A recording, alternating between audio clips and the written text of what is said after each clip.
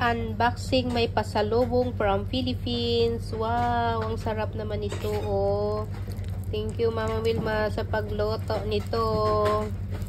Hindi ko nang babanggitin sa inyo kung ano to. Alam nyo na kung ano to. Kasi alam nyo, hindi ito dito pwede.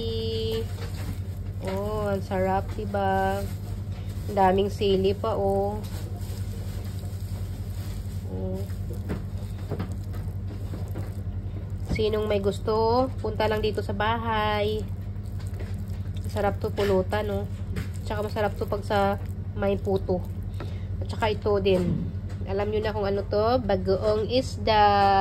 Oh. Bagong gawa ito. Made in General Santos City, Palawan. Buksan mo daw na. Buksan mo daw na. 25 lang yung isa, sabi.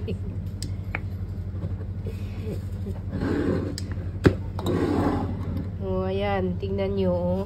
Saan na yung kutsara? Bagong gawa ito, mga day.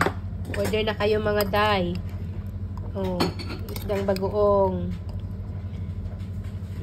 Super yummy. Bagoong isda.